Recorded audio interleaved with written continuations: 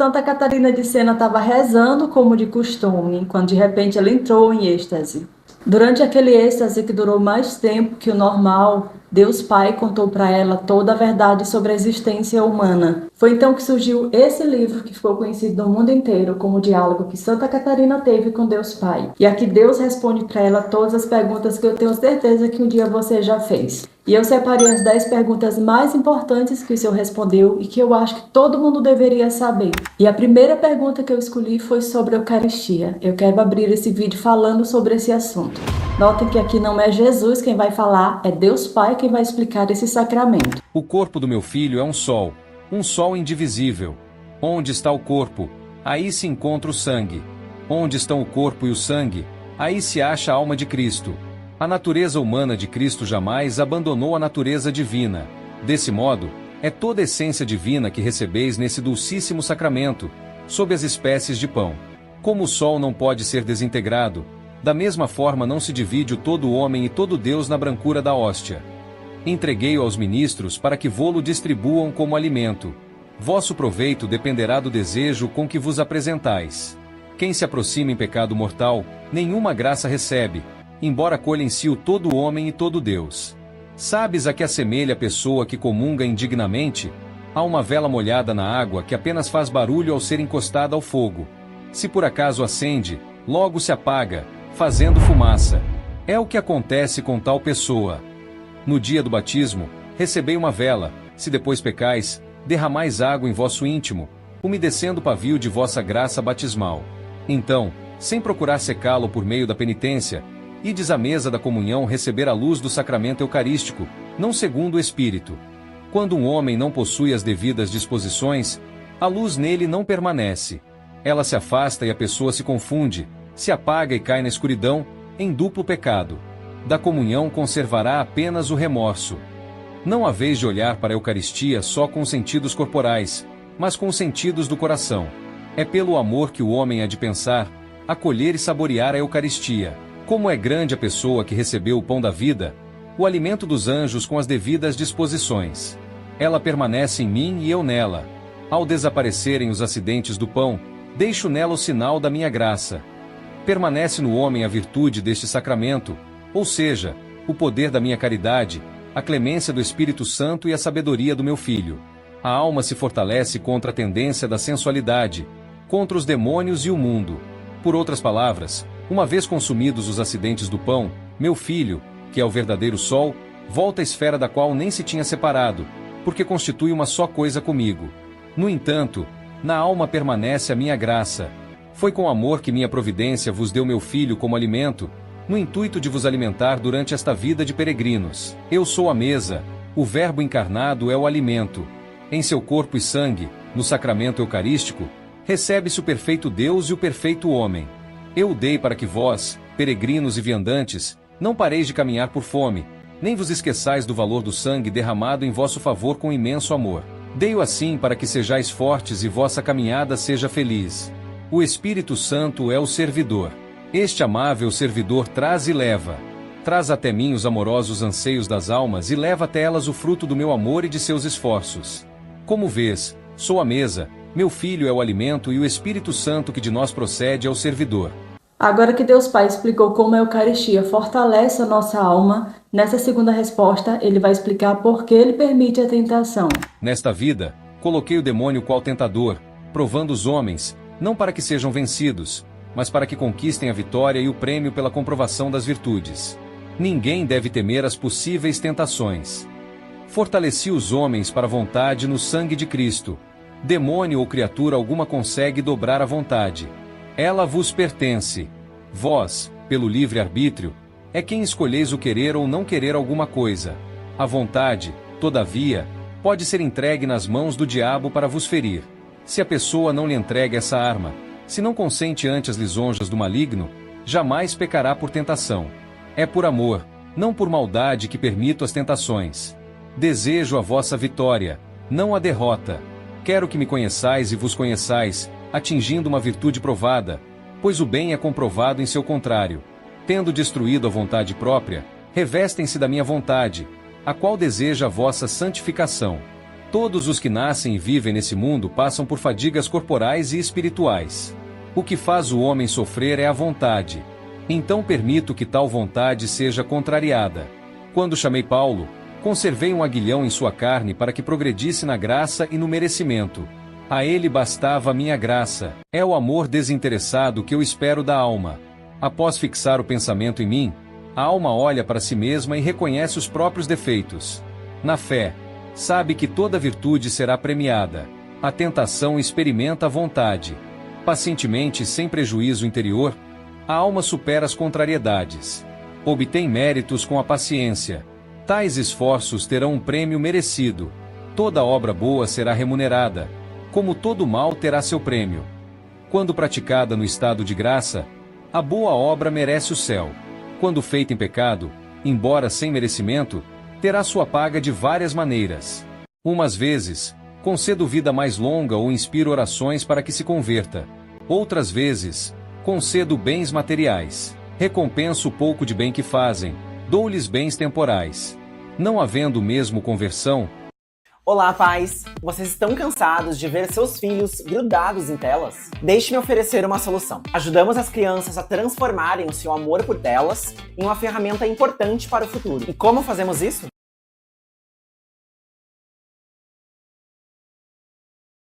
Por meio de nossos cursos. Vão para a separação eterna. Por falar em separação eterna, Deus Pai também responde sobre o pecado que não tem perdão. Nessa resposta, ele vai explicar bem sobre aquele pecado que muita gente ainda confunde. No último instante, quando o pecador considera seu pecado maior que a minha misericórdia, este é o pecado que não será perdoado, nem aqui nem no além. O desprezo voluntário da minha misericórdia constitui pecado mais grave que todos os outros. Nesse sentido, o desespero de Judas desagradou-me e foi muito mais grave que sua traição. É por causa desse julgamento falso que o pecador sofre a repreensão, porque acha que a sua falta é maior que o meu perdão. Este é o motivo da punição. Nessa hora derradeira, tais pecadores sentem mais tristeza pelos próprios danos do que por terem me ofendido. São injustos, no sentido de que não atribuem a mim o que me pertence e a si o que é deles. A mim deveriam oferecer o amor e a contrição dos pecados cometidos. Mas só sentem autocompaixão pelo castigo que lhes merecem seus pecados. Já que desprezaram meu perdão, com justiça mando-os para longe, juntamente com o tirano demônio, a quem na sensualidade serviram. Como vês, repreendo os pecadores nessa vida. Se não se corrigem, faço-lhes uma segunda repreensão na hora da morte. Pela ausência de esperança e arrependimento, sobrevém-lhes a morte eterna. Teve uma questão que eu achei interessante e por isso eu resolvi colocar nessa lista para vocês, que é quando Deus Pai fala para Santa Catarina sobre a riqueza material. E sobre esse assunto, Deus Pai vai dizer o seguinte: não é pecado ter bens. Todas as coisas são boas e foram criadas por mim para a utilidade dos homens. Mas tais cristãos não devem virar escravos dos prazeres sensíveis. Se querem ter posses, façam-no, mas como dominadores delas, não como dominados.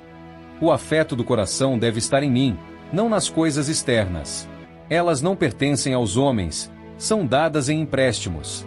Não tenho preferência por pessoas ou posições sociais, somente pelos desejos do coração. Todo homem, qualquer que seja sua condição social, tem possibilidade de agradar-me, caso possua uma vontade reta e santa. Quem afastar de si o apego e se orientar para mim na caridade e no santo temor, poderá escolher o estado de vida que quiser. Se as pessoas desejam viver no mundo, possuir bens, ocupar altas posições sociais, casar-se, ter filhos, façam-no. É lícito viver em qualquer posição social, contanto que se evite o veneno da sensualidade, o qual pode conduzir à morte perpétua. Suponhamos que seja mais perfeito e agradável para mim que alguém viva despojado de seus bens materiais. Se uma pessoa não sentir a coragem de abraçar tal perfeição devido a alguma fraqueza pessoal, que permaneça na caridade. Qualquer que seja seu estado de vida, em qualquer um deles alcançará a vida eterna. A próxima resposta é sobre o juízo final. O Senhor contou para Santa Catarina como vai ser a volta de Jesus. Por ocasião do juízo final, o Verbo encarnado virá com divina majestade. Não mais se apresentará como pobrezinho na forma como nasceu da Virgem. Naquela ocasião, ocultei nele o meu poder e permitir que suportasse dores como homem. No juízo final, ele virá com poder a fim de julgar. As criaturas estremecerão, e ele a cada um dará sentença conforme o merecimento. Para os bons, Jesus será motivo de imensa alegria. Tua língua não consegue exprimir o que sucederá aos condenados. Em si mesmo, meu filho não terá mudanças, pois sendo Deus é imutável. Pela glória da ressurreição, até sua natureza humana não padece mudanças. Mas os condenados não o verão assim. Verão o ressuscitado em escuridão por causa da própria cegueira. No instante da morte, somente a alma é repreendida. No juízo final, também o corpo, por ter sido instrumento da alma na prática do mal conforme a orientação da vontade. Todo bem e todo mal é feito através do corpo. Por esse motivo, os justos terão no corpo glorificado luz e amor infinitos. Já os réus do inferno sofrerão pena no corpo. Ao recuperar o corpo diante de Jesus ressuscitado, os réus sentirão tormento renovado e acrescido. Nesse dia, as obras de cada um serão reveladas. Nada ficará escondido. E ao soar aquela terrível sentença, e de malditos para o fogo eterno, o corpo e a alma dos habitantes das trevas serão encaminhados para a companhia dos demônios, cada um de acordo com as ações que praticou. Ainda sobre esse tema, Deus Pai comentou sobre os padecimentos do inferno. No inferno, os condenados sofrem 4 tormentos principais. O primeiro tormento é a ausência da minha visão. O segundo tormento, como consequência, é o remorso que corrói interiormente o pecador privado de mim, longe da conversação dos anjos, a conviver com os demônios. Aliás, a visão do diabo constitui o terceiro tormento. Ao vê-lo, duplica-se o sofrer. Muito grande é esse tormento, porque o diabo é visto no próprio ser. Tão horrível é sua fealdade, que a mente humana não consegue imaginar. O quarto tormento é o fogo. Um fogo que arde sem consumir, sem destruir o ser humano. É algo de imaterial, que não destrói a alma. É ardente e fere de muitas maneiras, conforme a diversidade das culpas. Destes 4 tormentos derivam os demais: o frio, o calor e o ranger de dentes. Deus Pai também explicou sobre a felicidade no céu. E sobre essa felicidade foi isso que ele respondeu para Santa Catarina. Não penses que a felicidade celeste seja apenas individual. Ela é participada por todos os cidadãos da pátria, homens e anjos. Quando chega alguém à vida eterna, todos sentem a sua felicidade, da mesma forma como ele participa da alegria de todos. Os eleitos clamam continuamente diante de mim em favor do mundo inteiro. Anseiam em ver-me glorificado por vós. Aspirando por minha honra, querem vossa salvação e sempre rogam por vós. Os bem-aventurados continuam no céu aquele mesmo amor com que concluíram a vida terrena. Conformam-se inteiramente à minha vontade, só desejam o que eu desejo. Se um pai ou uma mãe tiver, ou no sentido contrário, se um filho tiver o pai ou a mãe no inferno, essa alma bem-aventurada não se perturba. Sua vontade está conformada com a minha. Até se alegra por minha justiça. Os bem-aventurados se assemelham a Cristo na alegria. Os olhos dos santos serão como os do ressuscitado, as mãos como as suas mãos, todo o corpo igual ao seu. Unidos a mim, estarão unidos a Ele, que é uma só coisa comigo. Sabes qual é a verdadeira felicidade dos santos? É possuir a vontade satisfeita em todas as suas aspirações. Ao desejar-me, possuem-me. Separando do corpo, a vontade se realiza. A vida eterna consiste na posse das coisas que a vontade deseja, isto é, em conhecer-me, ver-me. Ao ver-me, ama-me, e tal amor lhes dá a plenitude da felicidade. Depois de falar dessa felicidade no céu, Deus Pai vai explicar para Santa Catarina de Sena como ele retira uma consolação espiritual. Algumas pessoas, tendo experimentado o prazer espiritual, pretendem repetir a mesma sensação. Algumas são de tal modo ignorantes que, se as visito de um modo diferente, recusam-me. Tendo experimentado antes a consolação espiritual, a pessoa começa a agir sempre do mesmo jeito para obter o idêntico prazer. Ele matou o próprio pai na prisão. De longe, ele parece um bandido comum. De perto, ainda é difícil saber de onde veio sua fama. O fato é que quem chegou perto demais não sobreviveu. Na verdade, eu não sigo sempre as mesmas estradas, como se fosse coagido a dar consolações e gostos. Concedo-as segundo o meu beneplácito e as necessidades humanas. Mas há gente sem discernimento que continua a procurar a consolação naquele modo, com a pretensão de impor leis ao Espírito Santo. Deveria, isto sim, caminhar aguardando os dons no tempo e lugar que eu quisesse enviar. Se nada concedo, faço tal coisa por amor. Quero que os homens me procurem por mim mesmo, não por motivo de consolação. Realizo todas essas coisas por amor. Quero que o homem progrida na humildade. Quero ensinar-lhe a não ditar regras ao Espírito Santo. Deus Pai vai dizer que uma alma não precisa ficar agitada se de repente ela parar de receber consolação. Já afirmei que costumo ausentar-me do homem no tocante às consolações, sem prejuízo do estado de graça, a fim de levá-lo à perfeição.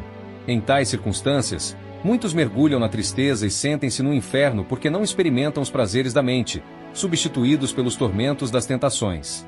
Se alguém unicamente se preocupar na obtenção de tais favores, acabará por cair na amargura no momento que notar sua ausência progressiva.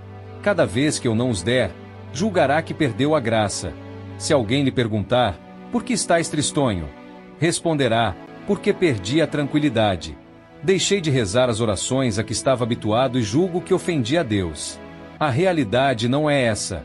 Tal pessoa não sabe discernir onde realmente se encontra seu pecado, pois sua preocupação fixou-se na procura de consolações. Oxalá entendesse que o pecado não está na privação de consolo espiritual, mas na ausência de amor. Aliás, é por isso que me afasto durante a aridez da alma. Desejo que a pessoa seja humilde, que tenha consciência da minha caridade, que perceba a retidão interior que lhe concedo na hora da dificuldade. Se os homens caminharem com prudência, não parando estupidamente na procura de consolações, retornarei depois com imensa delícia, força, luz e ardor de caridade. Para a última pergunta, eu escolhi uma onde Deus Pai vai explicar para Santa Catarina como o demônio ele pode aparecer em uma figura de luz para enganar as pessoas. E o Senhor vai explicar quando uma aparição realmente vem da sua parte ou quando ela é uma manifestação do demônio. O demônio pode se apresentar em forma de luz. Costuma ele tentar os homens de acordo com as disposições espirituais que neles encontra. O diabo é capaz de mostrar-se numa figura de luz, por vários modos. Umas vezes toma a figura de um anjo, outras vezes a semelhança do meu filho, outras ainda como se fosse um dos meus santos. Ele usa o anzol do prazer espiritual para atrair a alma. A única solução é a humildade, pois o demônio não tolera o homem humilde. Se me perguntares qual sinal indica que uma visita é do demônio e não minha, eu respondo: se for o demônio em forma de luz, sua presença inicial produzirá alegria, mas aos poucos ela irá desaparecendo até transformar-se em trevas e remorso da consciência.